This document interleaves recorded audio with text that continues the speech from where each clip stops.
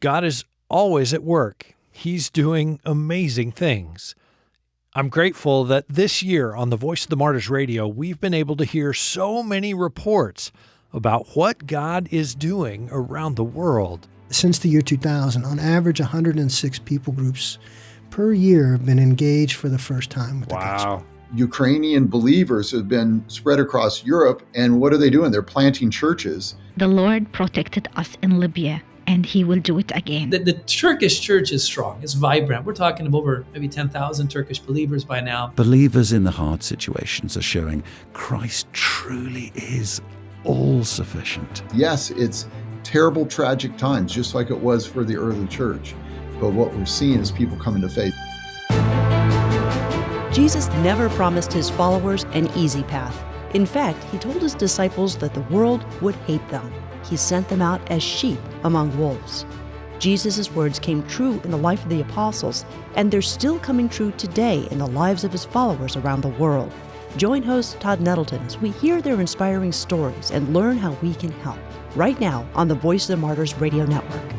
Welcome to a special edition of the Voice of the Martyrs Radio. My name is Todd Nettleton. I'm excited to be here this week to review with you some of the most moving moments of 2025 here on VM Radio. To protect their identities, as you know, we often have to change the names of our guests. In some cases, we've disguised their voices. We're going to start with one family who has chosen to live in some very difficult places. Hope and Nagy grew up in Christian families in the Middle East. They sensed God calling them to Libya.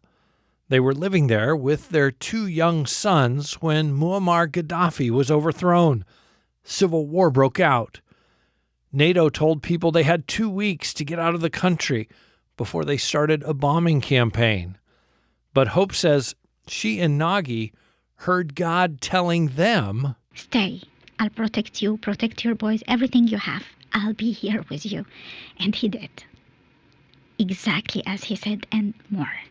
Hope and Nagy were in their home but had little food, and they didn't have electricity or water.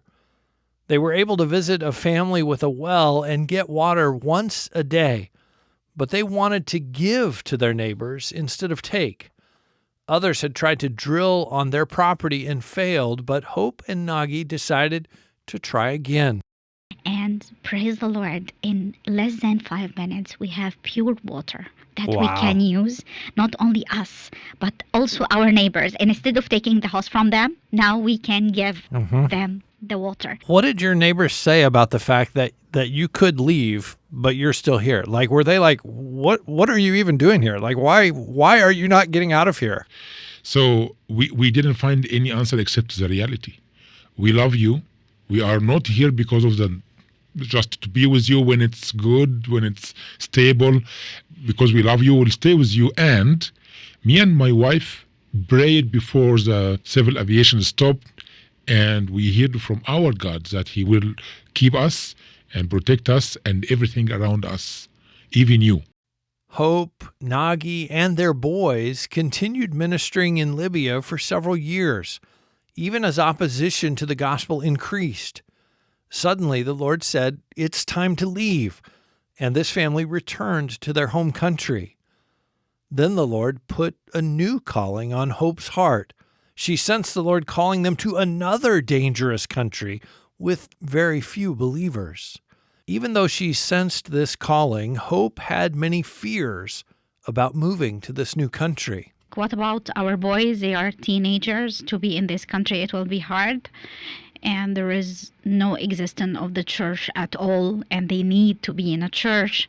And women there has no voice at all, how I can be able to share with women there. So I started to write down all these fears one after the other.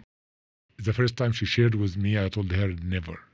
Don't mention this country again. It was a big relief, actually, also for me to hear no from him, because it was not an easy country.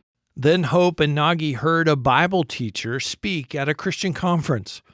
The speaker didn't know anything about Hope's list of objections, but the Lord led the speaker to address every question on her list. By the end, the prayer time, she told me, she wrote these fears, and the speaker was speaking to these spheres one after the other. In the same exact order that I have in this piece of paper in my Bible. Wow.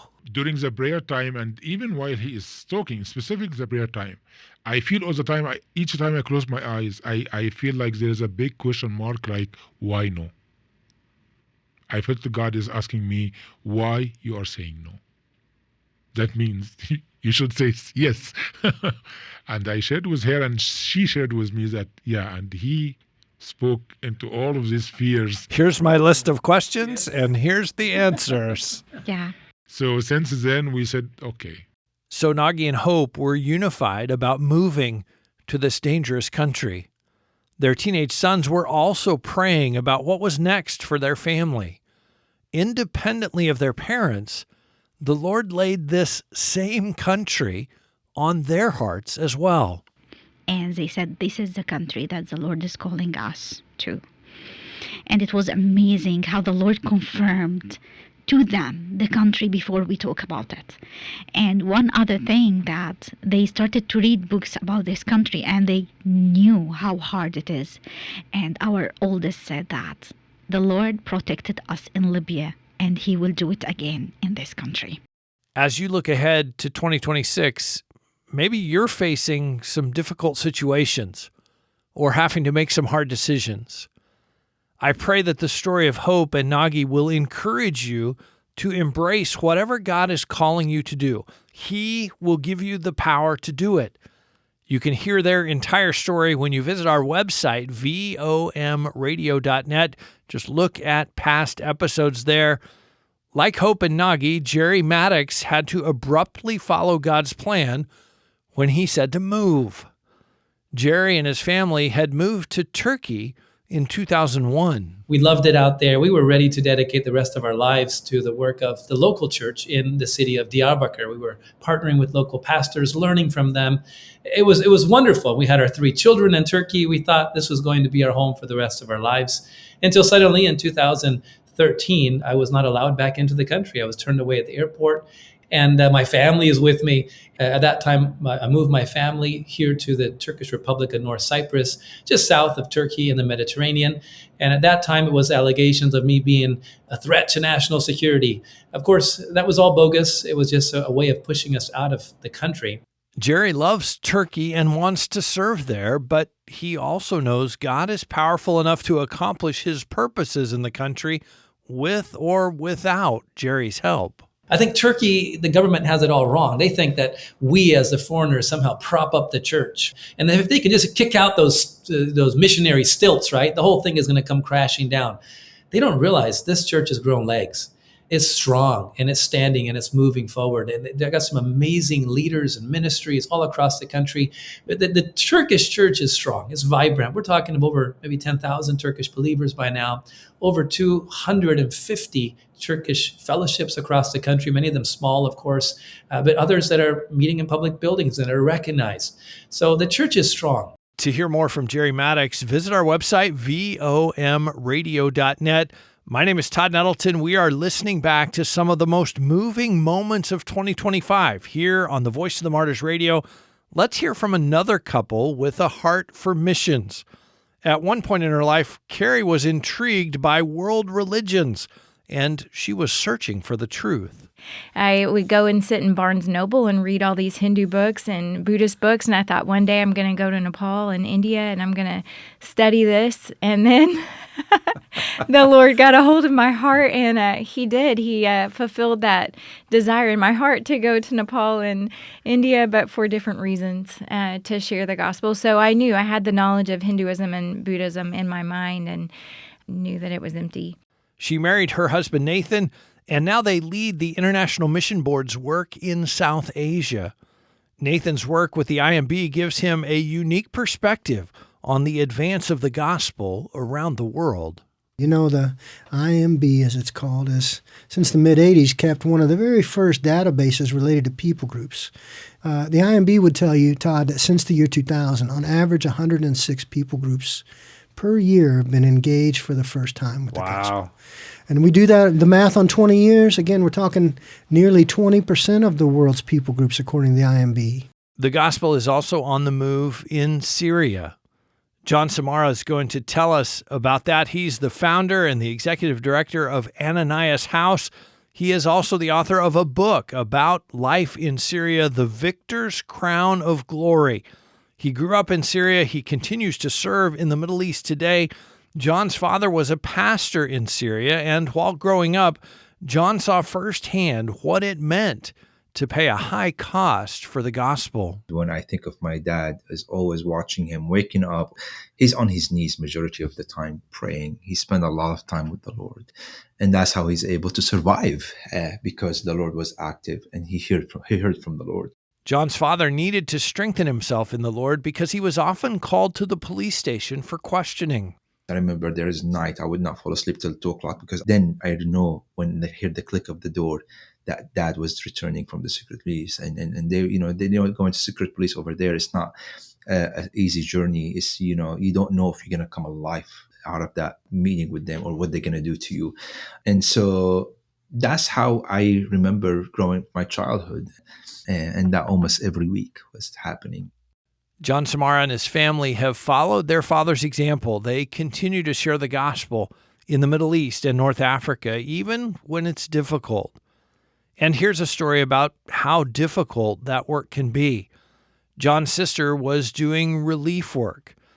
The team was running out of supplies. They needed to put people on a waiting list until they could get more supplies to help. This woman came fully covered and she said, "You must help me right now." And my sister was wearing the cross and said, "Hey, I can put you on the waiting list. We can't, and just see what the Lord can provide." And she was very aggressive and violent and starts calling her names and infidels and said, "You must help us. You serve us." And she spit on my sister's face and on the cross.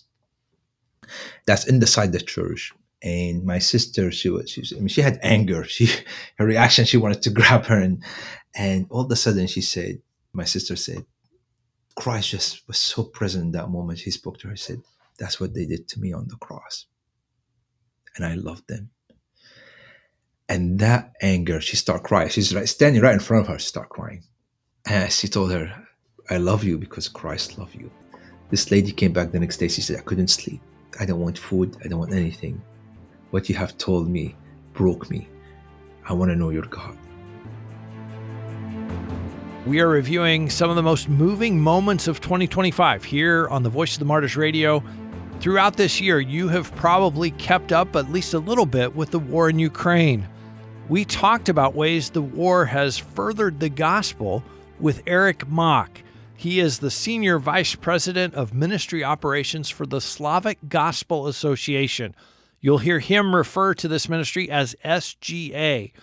And I asked Eric how the war in Ukraine has affected gospel work there. It accelerated our ministry, not decelerated. As others were fleeing the country as the bombs and the missiles came, the faithful believers in Ukraine pushed forward, both rescuing people and helping them. SGA had to be nimble, and we saw the humanitarian need, and we have provided up now it's close to 28 million meals since the war began into Ukraine proper, and the gospel's gone out to between 1.6 and 1.8 million people that had never heard the gospel before. And what was happening, it's a modern day book of Acts, because Ukraine was really the Bible Belt. And so when the attack came, Ukrainian believers have been spread across Europe, and what are they doing? They're planting churches. What your listeners need to see is God doing an amazing work in the most terrible of times, both spreading his people out to other countries and bringing new people to faith. Yes, it's terrible, tragic times, just like it was for the early church. But what we're seeing is people coming to faith. So the work of SGA accelerated along with their need for humanitarian aid, for generators, for hygiene items, for medicine. And everything we do is serving their churches as they advance the gospel to their people. And so in the middle of a terrible time, we've seen the gospel go out to people. My name is Todd Nettleton. You're listening to the Voice of the Martyrs Radio. This week and next week, we're remembering some of the most moving moments of 2025 here on VOM Radio. One of those moments came from Dr. Michael Reeves. He's the president of Union School of Theology in the United Kingdom. He also teaches in the areas of systematic theology and historical theology, and he's involved not only in teaching students in the UK, he also has a passion for training believers around the world, especially those in hostile areas and restricted nations. This passion was kindled years ago when Dr. Reeves served as a missionary. My very first experience of global missions was living on the Pakistan-Afghanistan border in a difficult situation spiritually, and to see not only the courage but the joy of believers there set a theme going that I've traced through the decades ever since. And possibly a verse that would capture it is when Paul says in Philippians, "For me to live is Christ." And what I've seen is when believers only have Christ and not have other substitutes for him, the joy in him, it seems that they're able to taste of that joy more deeply. And there's a great encouragement because it shows all of us, however spiritually hard our particular context is, Christ is proving himself in the hardest situations to be truly sufficient for his people. And it's easy to think, if you're in an easier context, to think, if some small comfort is taken away from me, joy will be taken away from me. But believers in the hard situations are showing Christ truly is all sufficient. My name is Todd Nettleton. You're listening to the Voice of the Martyrs Radio. This week and next week, we're remembering some of the most moving moments of 2025 here on VOM Radio. One of those moving moments came from guests that we just called Abraham and Sarah. They serve in a church in a Middle Eastern country. The women of that country are typically devout Muslims. They remain fully covered whenever they're in public. But Sarah has been able to visit women in their homes, and she says they are open to the gospel. It doesn't matter how they dress from the outside, but we see that they want to know more about Christ Jesus, for sure. They love to sit and talk and even ask our advices in so many ways because they don't know what to do next, for example, in their life. And any woman who is open for the Lord reveals himself for her. The Lord did reveal himself to one woman through Sarah and Abraham's church. This woman had been married to an imam, but he was killed in a war. The woman had been separated from her daughters, and she had fled her home country. She arrived in Abraham and Sarah's neighborhood as a refugee. Immediately, we rent a small house or room, and we provide all what she needs at that room. And because she's sick, we took her to the hospital. One day she asked Abraham, "Why you are doing this for me? I am Muslim. I'm not Christian. What I face inside your church, it's the opposite what my husband taught me." This woman's husband had taught her that Christians didn't really worship God. But as she observed the people of the church, she realized they loved God with all their hearts. She came to a woman's Bible study, and the women there asked if she had any prayer requests. This woman had been separated from her daughters for 2 years. That was her request. "I need my daughters to be found." This is the request. And in her mind, she said, if my daughters found, the church is good and their belief is correct. And because in her mind, that's almost an impossible thing. Like, my daughters are gone forever. I'll never see them again. Yes. If the church can make that happen, great. She's been trying to find them. And she said, "God, if you really are happy or you don't mind me coming to that church, this will be the sign." Wow. Yeah. And she returned back to her home. At the same night, she got a phone call from one daughter. She shocked. She started to Same cry. night. Same night. She contacted me directly. My daughter contacted me. I said, okay. She said, I got your phone from a driver. Are you in Jordan? She said, yes. Where are you? She said, I am in Syria. And she told her mom that she knew where her sister was as well. So the second daughter was also found that night. And she returned back to the church to give testimony. And Jesus answered the prayer. Wow. And everyone clap hands, happy for her. And the ladies back to her, they said, look, sister, you have to believe in Jesus. Jesus is the Savior. He's the Son of God. He's answered your prayer. You have to give your life to Jesus. She said, no. This is against my faith. I believe in Jesus, but not like Son of God.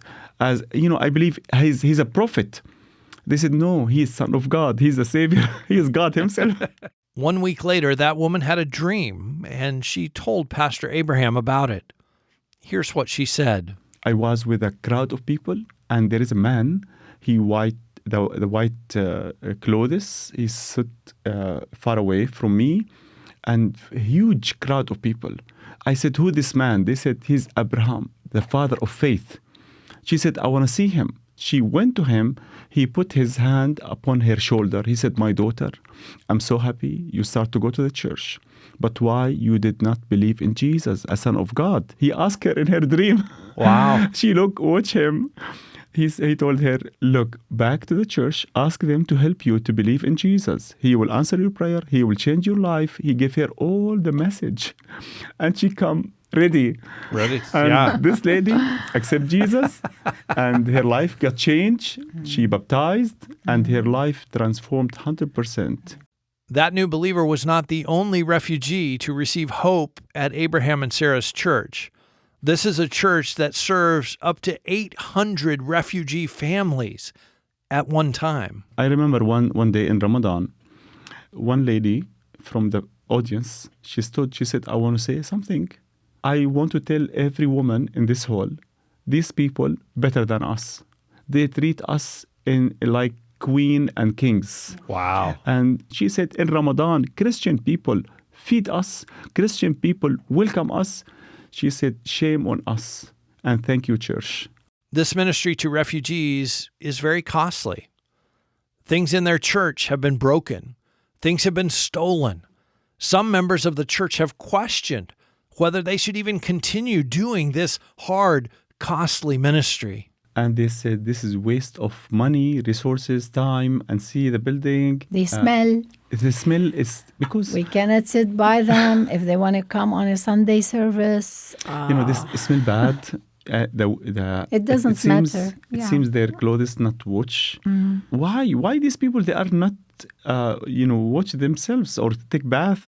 Pastor Abraham found out why some of the refugees smelled bad when they came to the church.